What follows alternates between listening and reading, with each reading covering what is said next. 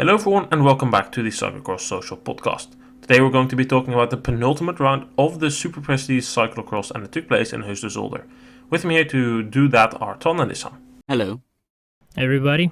It was the penultimate round of the Superprestige because of the unfortunate cancellation of the Superprestige in Diegem, which was scheduled for the day after tomorrow, but because of the new COVID restrictions in Belgium, that one is unfortunately cancelled.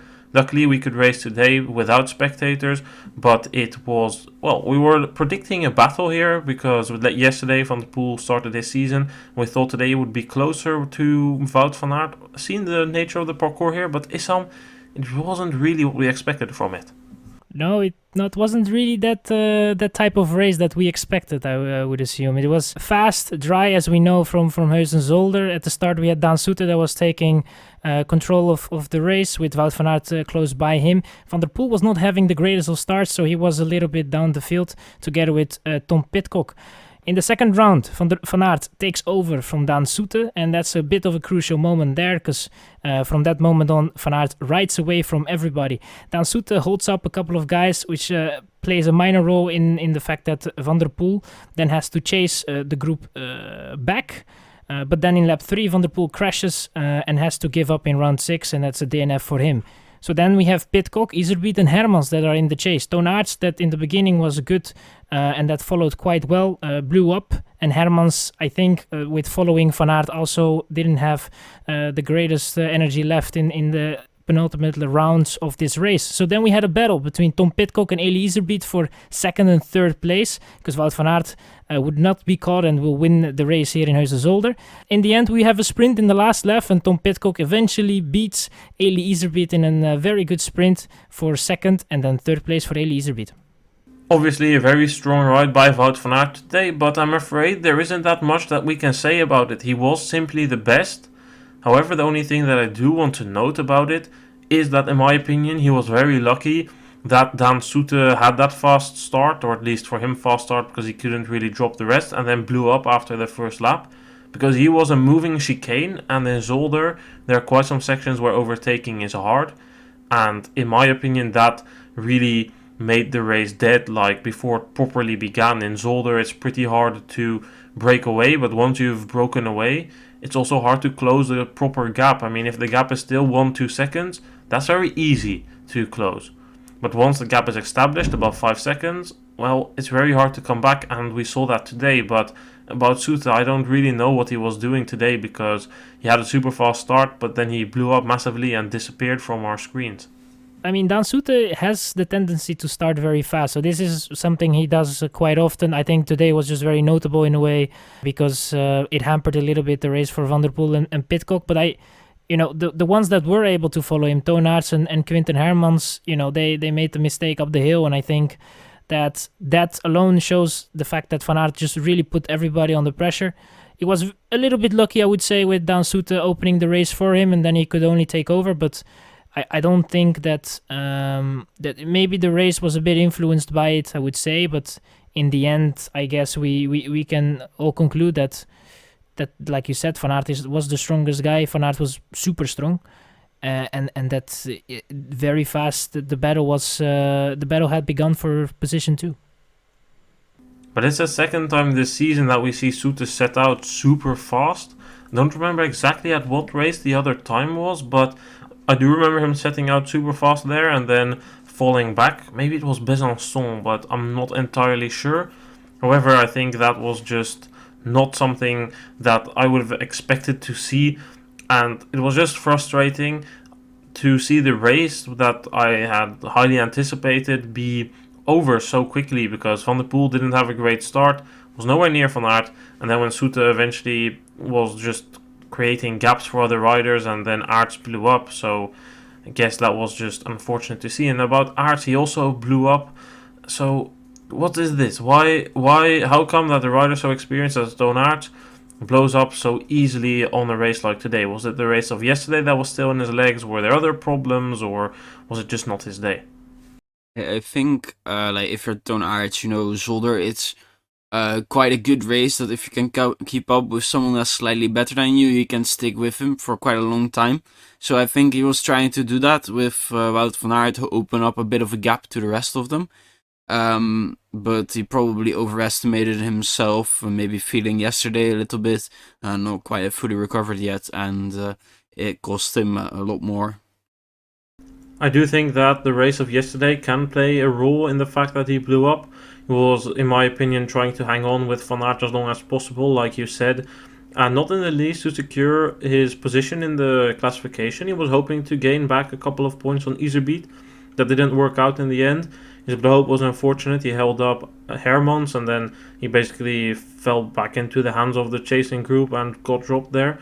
It was a bit of a shame to see for his own classification as he lost points, but also for the race because, yeah, just like the same with Herman or with Suta, I mean, that just robbed us of a bit of an exciting race. Of course, Van Aert was still the strongest, but nevertheless, I mean, I just wanted to see that fight play out. So I think Aerts once again tried everything for his classification. It didn't work out. He's now 4 points behind. So do we think that the classification is now secured for Iserbyt with just one race to go? It's certainly hard to see how he is losing it if he has any sort of decent form coming out of the World Championships. But we have seen Iserbyt struggle before when it's time for February. But of course, with Van Aert, Van der Poel, Pidcock all leaving after World Championships, it's very hard for Aerts to make up the position just because the quality of the field is going to drop. Let's come back to that ride of Wout van Aert then. After that Aerts blew up, couldn't ride up the climb, Van Aert was gone. As said, it's super hard to close a gap here in Zolder. I'll explain a bit why. It's a fast parcours. You have this very long straight, and that straight, the start-finish straight, is what makes it difficult to fully break away. Usually, if you are having a small gap, there's a group behind that will chase you down and close the gap on that straight, especially if there's headwind there. Then you have these technical sections, and there it's also easier. We said this a bit earlier in an earlier race podcast as well. It's just earlier to brake a little bit later, just like in Rukve, to close that gap. And if that goes wrong, well, you were already behind, so it's worth the risk. And most of the time that goes right. So it's very hard to break away. And that's also why it's easier to stay up with a rider who's slightly faster. Because of these longer power straight sections that there are, you can sit in the wheel. And normally that's not really a big advantage in cyclocross, but Zolder is one of the parcourses where it is. Today we could see that as well, as illustrated by the ride of Wout van Aert. He claimed his 5th victory in the same amount of races this season, and then we come back to the question that was also asked after the race by the interviewer. Do we think that Wout van Aert is going to go to the World Championships following this performance? I think he absolutely has to. Even if Van der Poel increases his form, I think what Van Aert has done really well over the years anyway is just keep going even when Van der Poel is better on the day. And he always manages to stick in a relatively good time frame for him to benefit from mechanicals from Van der Poel and like bigger mistakes. And I think this year he's looking very good so far. And Van der Poel, well, he only has a month to improve his form. I think I want to add on that Van Aert is someone that these programs are made way before they come in the winter and they try to do some of their races. I mean they know already what kind is planned, and I think that they may or may not already know what they're gonna choose. And if it's really the case that they're gonna choose after the nationals, I think that's a bit I would almost say unprofessional, especially for a team like Jumbo. So I have a feeling that they already know what they're gonna do. I would assume that's regardless of what's gonna happen. I don't think they're really looking into how Van der Poel maybe is going to be or stuff. I think they know what the program is gonna be. If Van Aert that is now riding, I think this is a Van Aert that has it's been a while that Van Aert comes in with such a volume and super strong, very very fast. One of the better Van Aert's versions, I would say, and I think that alone maybe would suggest that he is going to do the Worlds, but we have to wait and see, because I think Jumbo, they have multiple goals, they have multiple plans with him. He's going to do the Belgian National Championships, and then from there we have to see what's up for him, and hopefully he does the Worlds, because I think that will be good for the Worlds. But yeah, we have to wait and see. I do believe that they were willing to not go to Worlds if the gap was too big with Van der Poel. But I think already showed that there at least it will be competitive enough that there's a chance at the World Championships jersey. So I think he will go, and if there was never a chance at the Championships jersey, even with like 3 punctures, then they simply wouldn't have gone. I agree with both of you. I think it's a combination of the two things you said. Issam probably right that they made a planning prior to this season, and they are aiming for a certain base level in terms of performance for Van Aert. When he reaches that performance, they will look how this compares with the form of the other riders, and especially Mathieu van der Poel, as he's the biggest opponent of Wout van Aert. He's reached this level, perhaps not now, perhaps there's still a bit of room for improvement, and this is, let's say, it's 90% of his abilities. Then they will look, okay, what does 90% of these abilities bring us? In this case, it's bringing him winning a bunch of races, 5 out of 5 this season. If this would have brought him that he would have been clapped by Van der Poel would have won the races, or Van Aert would have even, before Van der Poel was there, struggled to win races against the likes of Iserbyt and Aerts, then I think, as Twan said, they would have made the decision to not go to the Worlds. Now, at the Nationals, they will look, okay, we've reached the level we wanted to reach. What did it bring us? It brought us this and this. Okay, do we think it's realistic that we have a chance of winning the world title? If they do think so, they will add Hogerheide, Hamme and the World Championships to the program. If they come to the conclusion that the level that they reached was not enough to get the level that they wanted to be competitive for the world title, well, then I think they would have made the decision to not go to the Worlds. So that's what I think how Jumbo is approaching this, and it looks to be a solid approach in a way that they get Van Aert on the base level. He's doing what he enjoys. He doesn't compromise his road season, and he's winning a bunch of races, getting publicity for Jumbo, and perhaps even a world title later this season, because I do think we need to conclude that Van Aert is stronger this season than he was last season. Although last season he was already up there as well, recently or decently often with Van der Poel. He was in a reach that if Van der Poel had a bad day or had a puncture, that he could strike and gain the victory, grab the victory there. So I do think that Van Aert is better this season. What do you guys think? I think he looks in a lot better shape. Last year, they really tried to get him maybe more to climber domestique, to be more helpful in that way in the Tour de France, to see what he could do in the Tirreno. And I think this year they have sort of let him do more of the classic stuff, because his engine looks just as good as it was like 2 years ago, but like not. He already has like the engine that he had like in the Tour de France. It isn't the one that he had in that cyclocross season, which obviously wasn't nearly as good as it looks like at the moment. I think you could be right there, because if we go way back to our podcast we made about the Tour of Flanders, we were saying there that we concluded that Van Aert had lost a lot of weight. We could see that. It was said he was targeting the GC in Tirreno. He did well there, but it lost him a bit of engine and punch in the classics. That's what he lacked there. So we are probably seeing now a bit heavier, bigger Wout van Aert again, really prepared for the classics. It's also said that he's going to be hunting for the green jersey this Tour de France. Jumbo-Visma apparently gave him the okay on that one. So then he doesn't really need to be this very, very top-level climber like he was at the Olympics and in the Tour when he won the stage over the Van Toe twice. So I think that could be interesting. And obviously his biggest competitor still is Mathieu van der Poel, who today struggled. Issam, what can you tell us about his race today? Because he never really looked to get into this one. It was apparent, in my opinion, from the beginning that it was not really his day. And obviously, he had the issue with Soute to get around, but overall, it was just not really. There were some light moments again that you could see that he could put his power in.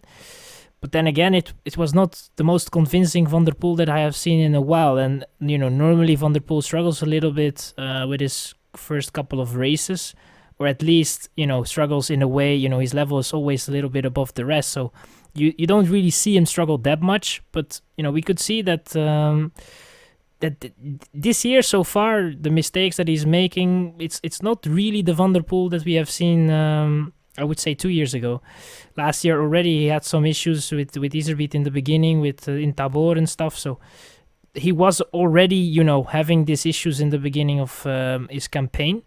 But this year is a bit more apparent, and I think he's just lacking a little bit of base.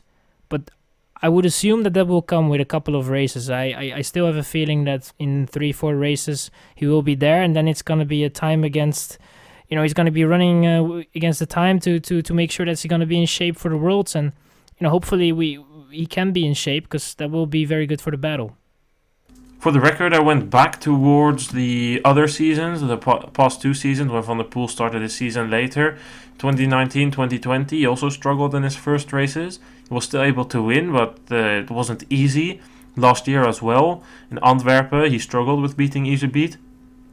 He then didn't win Gavre, and then in Namur he was up there, but also in Essen after that he was still struggling a bit. So he's always a bit of a struggle for Van der Poel. Of course, he still wins them, and that's what we remember. But if we really look at the racing itself, it's not as easy as it looks. If you remember the result, sure, he wins. But if you remember the race, it's not as easy as it usually is. Today he had a bit of an off day. There was obviously a hard crash, or at least that's what we expect. There's no official report out on that yet. The only thing we've heard is that Alpecin is speaking of an off day. Nothing is going to change to his program. How do you guys see his preparation to the World Championships? Do you guys think that it's smart that he sticks to this very limited program? His 8th cross from now, I think, is the World Championships already. I mean, there isn't many more crosses to ride anyway, so I don't think he is in the greatest position. He just has to get in shape, and get in shape quickly. And if racing really helps him, he should try and grab onto every single cross he can. But I think even if he did, he would only add 2 of them, or maybe 3.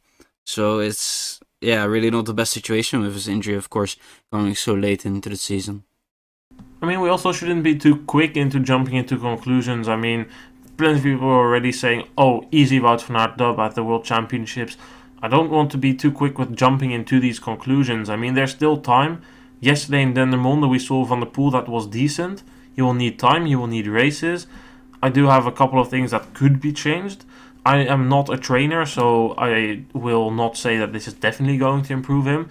But if he thinks he lacks form, he could, for instance, scrap racing in Herentals and the Dutch Nationals and then put it in a 2-week training camp before riding Flamanville. And in that way he could, with a different approach, with an extra training camp, come towards a higher level. But that's then again only if his condition is really lacking. I don't think it's fair to already say that. I would tend to argue that adding Baal perhaps on the 1st of January could be a smart thing to do. Also, if we look at the UCI points, which he could be needing now, he lost a couple today, and ideally he does want to start on that second row of the World Championships.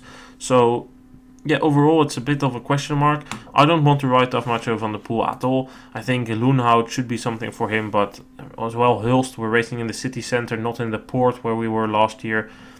But I do think, personally, that Mathieu van der Poel needs to get a victory in somewhere this Christmas period if he wants to tank some confidence going towards the World Championships. Yeah, I agree on that. And I think eventually, if you look at his races, I think overall it was okay, but he really missed that week in Rukven and in Namen that he missed because of an injury. I think if he had done those 2 races, it would have been a bit different. I think then he had more of a, he had more rhythm already, 2 more races done. It would have been a little bit easier for him to get into rhythm now with these 2 races. And I think Dendermonde is not really the race you want to start. It's a very tough race, very hard to get into a rhythm. And most of the time when you have such a tough parcours and it's your first race and you do it, the day after is not really nice. And I think that is also a thing that we have to take in consideration. And I'm looking forward to his next race and see, how that will go. And I don't think it will be as bad as today. And, someone with the class of Van der Poel is definitely going to perform well one way or the other. And I think they, with Alpecin, know very well what they're willing and what they're going to do. So we will see what they will do with the program. I think the very short reaction of the Team Alpecin Phoenix at Het Nieuwsblad is promising. They only say it was just an off day. It can happen, let's go to the next one. I think that helps compared to really it being a heavy crash which was reported, and that would be better than that. At least it's not an injury, so it's not something that we should be that concerned. And as said, I'm looking forward towards the rest races, and I think we have already said it, Van Aert and Van der Poel have one goal this season, the World Championships. I think we can say the same about Tom Pidcock. He ended second today, and I think overall that's a lot better than what he did yesterday. Yesterday people were writing him off like they did with Van der Poel today, but Pidcock bouncing back to a second place here today on a parcours that once again doesn't really suit him, because this is one for the big engines as well. Second place overall also for Pidcock. That one goal at the end of the season, the World Championships, is what he's aiming for, and I think his form is also going in an upwards trend. I would say that after the race of Dendermonde, I was really looking what he could do today, and I wouldn't say he surprised me, but it was a very good race from his side. Maybe he was a bit lucky that he didn't have to follow Van Aert, because I think then he would have maybe also blew up. Now he could kind of like gradually get into a rhythm, and then, I think Iserbyt was very strong today as well. But he just played it tactically very well, knew he had a better sprint, and just stayed in the wheel the last 2-3 laps, and was then able just to get him in the sprint. And I think he will get a lot of confidence from that, especially if he knows that the goal is not second place in Zolder, but his goal is to be good in Fight Field. And I think that is where he's aiming for. And day by day he's looking at the races, and I think it's what they want. This is a little bit the program, and he's doing good so far. Yeah, and today I think also just showing that he can ride a strong tactical race, which is just really important and nice to see in the future as well. He outsprinted Eli Iserbyt for that second place. I also think that Eli Iserbyt put in a solid ride today. We already briefly mentioned him when we were talking about securing the Superprestige classification. So I don't think there's really a lot to say, except that the performance is much better than yesterday. And Issam, do you think that that's down to the parcours, that simply this faster parcours is a lot better for him, so that's the reason we see him excel today? Or was it perhaps what he said yesterday, that his focus was on today because he really wanted to secure that Superprestige victory? When they did the interviews before the race, Iserbyt was insinuating that he had a couple of issues. And he was also saying that he might be skipping a couple of races. I think that it was a bit calculated. I think that he is, at least his team management knows that, the World Cup is done in a way. He's not going to lose that. And the Superprestige is obviously a classification which is very hard because of the 1 point per place difference in a way. So, yeah, he knows that this race was more important than Dendermonde. And I think Aerts obviously gave a lot in Dendermonde, and I think that cost him, and also following Van Aert. And I think Iserbyt was just very good today. I think even better than Pidcock, but just lacked a little bit in the sprint. But he made the race behind Van Aert, and just a very good performance from him. And it's also very good to see Iserbyt perform a little bit better in a December, because sometimes he lacks, or sometimes almost every year he lacked a little bit in that area. And this year we can see a little improvement, so hopefully he can continue this, and we'll see him a little bit more often at the front. Let's run down our entire top 10 then. Wout van Aert grabbing his 5th season victory here ahead of Tom Pidcock, Eli Iserbyt and Quinten Hermans. The 5th place went to Toon Aerts ahead of Corné van Kessel, Laurens Sweeck, Kevin Kuhn, and 9th and 10th go to Tim Merlier and Lars van der Haar. In this top 10 we see solid performances by 3 Tormans riders, Hermans, Van Kessel and Kuhn, but they were a bit under the radar, so not a lot to say about them. Would like to talk a bit about Tim Merlier here though, ending in 9th. I think that's a solid job, and I certainly enjoy seeing Tim Merlier back in the top 10. Yeah, finding a parcours to his liking probably, and showing that he does still have the level sometimes, which is really nice to see, because of course he was a very good cyclocross rider as well. Really had a season where he looked to be making the connection with like the 5 guys in like the second tier here, and well, of course he is now a great mass sprinter instead. It's definitely solid to see, and of course he had one season where he was around 4th and 5th, but before that he was always around the back end of the top 10. Whilst he had better starting positions, he needed to come from I think the 4th or 5th row today, so that's certainly not great for him. And to see him recover this well, I'm pretty happy with that, or at least Tim Merlier should be happy with that. He shouldn't care about what I think about that, but nevertheless he did beat Lars van der Haar. I would briefly like to mention him as well. 10th is a bit disappointing. He's still riding with the taped knee. After that crash in the pre-ride of Kortrijk, it has never really gotten back to the old level of Lars van der Haar which we had this season. I personally think that that's down to that injury, and it's really a shame to see that that happened to Lars van der Haar, who was having a great season until that crash in Kortrijk.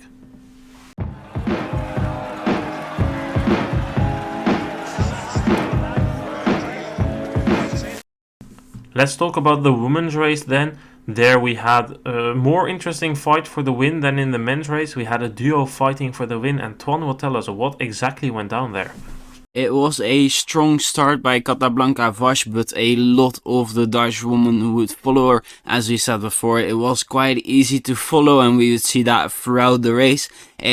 One of the women missing out though on the start completely basically was Shirin van Androoy, and she managed to push back up quite a long way, but just as she managed to catch back up, Brand would be pushing the technical parts of the laps, trying to be in front, trying to force a few mistakes, and it would happen at the end of the third lap. I believe it was Capablanca Vash making a series of mistakes, releasing the U23 and Elite World Champion, and Van Empel and Brand would continue on riding, really trying to maintain and expand the gap on the rest of them, and Brand rides a very strong final part of the final lap and has enough of a gap of Van Empel to take the victory.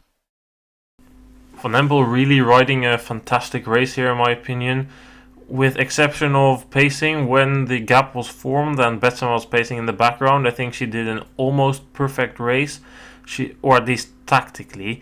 I mean, technically there were a couple of mistakes, one costing her the win, but we'll come towards that later. Do you guys think that Van Empel maybe was inspired by the tactic of Marianne Vos, just sit on the wheel of Brand and don't drop, and then gamble on a sprint? I think they must have talked about it with Van Empel for sure, because today it's really important, especially like in the last part of the lap, to be near the front, as far in front as you possibly can be, so you don't rely on other people. And she did a great job of it today, and it got her that second place.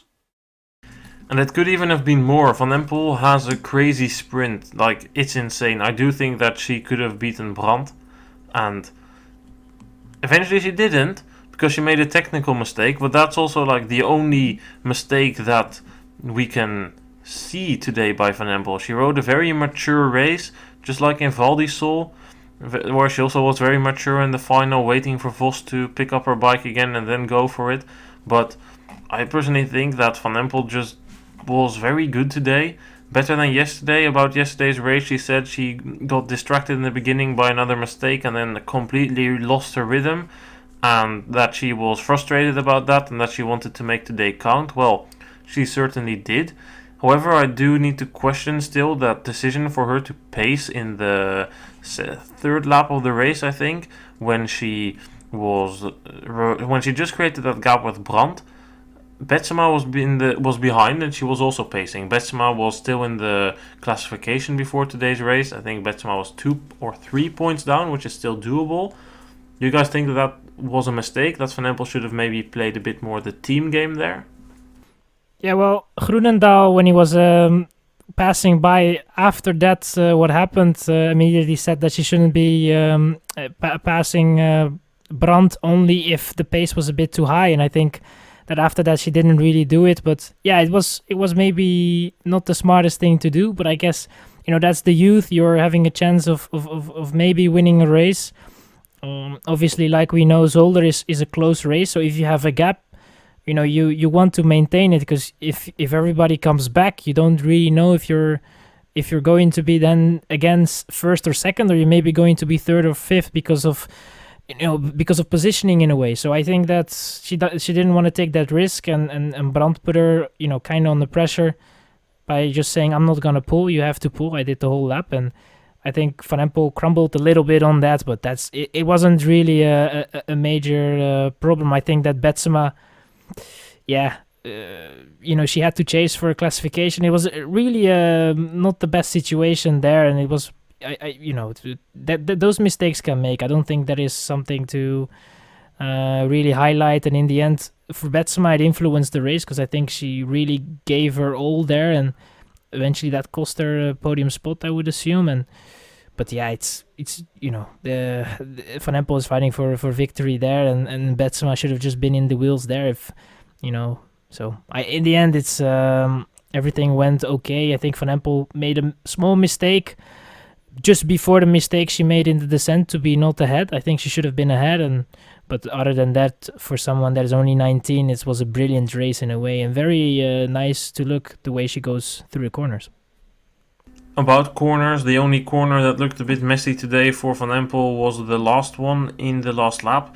She was taking a lot of, well, I wouldn't say risks in the final downhill. She was taking a different line. She took a tight inside line into the first downhill bank, and that meant that she would be on the right side of that one, and then on the second bank she would be left. But in the final lap she got a bit too far left and got sent wide into the corner. The same happened for Iserbyt in the last lap of the men's race. Van Empel was just a few seconds behind. Brand didn't notice that, and Brand could sprint towards the victory from there, despite not knowing that when she first Brand wanted to wait, she looked back. Oh, Van Empel is not here. Then she accelerated and secured the victory. About the race of Brand, we can say the same of Van Aert. I mean, we're not surprised by this. Brand definitely the strongest throughout the past couple of weeks. I was, however, a bit surprised by how early she went. I thought she would have maybe waited until the penultimate lap or maybe even the final lap, seeing the busy racing schedule. Do you guys think that as well, that it would maybe have been a bit better for Brand to wait a bit later? Or do you think that then maybe she would have been scared that she wouldn't have been able to open a gap anymore? Because of course we already discussed that that's very difficult on this parcours as well. Yeah, I think you take the opportunity that you get, because I think what Brand really did well is get into the front positions. Like once you got to the really technical part at the end of the lap where you could really open up the gap if there was a mistake. And just the longer you delay it, the more times you have to fight for positions, the more opportunities you have for it to go wrong. So I think she did really well, and I think with Van Empel she just had a good companion to ride the rest of the race with. Let's run down our entire top 10 then. Obviously a very strong ride by Lucinda Brand today, claiming her 12th win of the season already, equaling her tally at the end of last season already, despite having raced less races so far this season. She beat Fem Van Empel, who we just talked about, and the third spot on the podium went to Annemarie Worst ahead of Shirin van Anrooy, Denise Betsema and Casablanca Vash. There was a big scrap for that final podium place. 7th place went to Inge van der Heijden ahead of Manon Bakker in 8th, Eva Legner in 9th and Jara Kastelein in 10th. Let's start by focusing on that battle for the third place. Annemarie Worst, good to see her back improve. She skipped yesterday's race, probably that freshness also helped. Twan, what did you think about the race of Worst today? It looked actually really good, just in there the whole time. Unfortunately, she wasn't quite able to get ahead of Vash on some of the key sections, especially when the gap was created. But yeah, she is right where you expect her to be. Up there in the top 5, and if things would have panned out slightly differently, she could have been fighting for victory today. Yeah, perhaps, but I would argue that more for Van Anrooy personally, who ended 4th. She had a bad start, she missed her pedal, and obviously the start in Zolder is very, very long, so if you start with a deficit of missing your pedal, well, it's hard to recover. I think she was 25th or something going into the field. Relatively okay the way that she came back in terms of time that it cost. It's not easy, but it also didn't look to cost her that much energy. But I do think that without that she could have been on the podium and perhaps even been with Brand and Van Empel. How do you guys think about that? I think she possibly rode the strongest race out of anyone. Really missing that start, especially in Zolder. It is quite hard to make up time to pass all the people that you need to pass. She did an excellent job, and that she's able to fight back all the way to 4th. Yeah, she had the form definitely to compete with Brand today. If we then look at Betsema, who was around there, I think Betsema, yes, of course, she had a couple of moments that she was pacing, but that was obviously for classification. She wanted to try and make the most out of that. But besides that, I don't really have any real remarks on the race of Betsema. I think Betsema just isn't good enough at the moment. We just need to conclude that she's perhaps running into a bit of tiredness. Okay, she skipped a couple of races, but they're not that many. I mean, sure, she didn't do Essen or she didn't do Meulenbeke, but she's been racing since Lokeren. And I think she hasn't taken a single weekend off of racing, because where Brand and Van Anrooy went on a training camp and skipped Val di Sole, Betsema went to Val di Sole and then ended 5th there because the parcours didn't suit her. And where others skipped Besançon, she also went to Besançon and ended 3rd there, getting a podium, which is obviously good. But then again, it's just not great so far, and I feel like her form is a bit declining at the moment from what I've seen. Obviously, today's parcours is also not something that's great for Betsema, but I think that we can see that the riders who didn't go on a training camp before the Christmas period are struggling a bit now compared to the riders who have, like Van Anrooy. I think for Van Anrooy, the training camp during the Val di Sole weekend, it helped a whole lot for her. She's been in very good shape during this Christmas so far. Today certainly being one of the best, and yesterday managing top 5. It's really looking good for her. Behind Denise Betsema, we see Capablanca Vash. In my opinion, that was another solid ride. Without that crash in the final lap, I think there was a bit more in the tank. Issam, do you think that Vash could have been close to a podium? Tough question. I think that obviously that played a little bit, but in the end, we have to she did a lot of work in the beginning of the race, maybe a little bit too much. That can also cost a little bit, but I was just happy to see her riding again very good on the front. This was, this was definitely a race that she needed, a race that is a bit faster, where she can use the power that she has and a little bit of that road racing as well. This comes the closest to the road a little bit, and technically you need to be good as well. But the power output is if you have a large power output, you can get very far in this race. And I think that we could see that Vash was in very good shape and was doing very well. But I think the podium was just a little bit too far-fetched. Even though with the crash, I think that still she would have just come a little bit short. But overall, a good result. Certainly a good result for her. We can say the same for Manon Bakker, who continues her upwards trend in terms of results and form. Eva Lechner, also a very solid ride by the 36-year-old Italian. And Jara Kastelein, despite a crash ending 10th still here, also solid to see her back. However, I need to mention a rider outside of the top 10, Kristina Zemanova from the Czech Republic, just 18 years old, first year under 23, ending 16th here today. A very, very good ride by the young rider from the Czech Republic, in my opinion. It was very weird, and all of a sudden on TV I saw this different jersey and I had no clue who it was. And then when they came out around to the finish line the first time, I saw it was Zemanova. And just very exciting to see. I didn't actually realize she was this young. I thought she was one of the Czech riders in her prime. But this is a very good performance by her and exciting to see. Hopefully we'll see her race a little bit more in Belgium as well. Yeah, hopefully, because it's only her second race in Belgium from the season. She's done a lot of Czech races and a couple of races in Slovakia as well. Probably a bit of a financial thing there. Won a lot of these races. Was 8th at the European Championships and now 26th in Dendermonde, 16th in Heusden Zolder. Good to see. Yeah, final thing I want to add on the women's race was the DNF of Alvarado, who had a very good start. Was showing herself up front and then kind of faded away and eventually had to DNF, was not able to continue, and that seemed like a real bummer in a way. She was, I think just not really feeling well. Christoph Rothoff was saying that there was something with the back. I heard some other rumors about that it was maybe something just mentally, that she was just done with the race overall. We don't know, but it was definitely not really. It was definitely not a good sign, and she was, I guess, struggling a lot at this race, and then in the end just decided that she had enough of it. Yeah, unfortunate to see her struggle this much this season. In the beginning, we still had the hope that it would improve, but time is ticking. But I remain optimistic that the Alvarado of last season isn't disappeared. It will come back at some point. Maybe not this year, but then certainly the year after.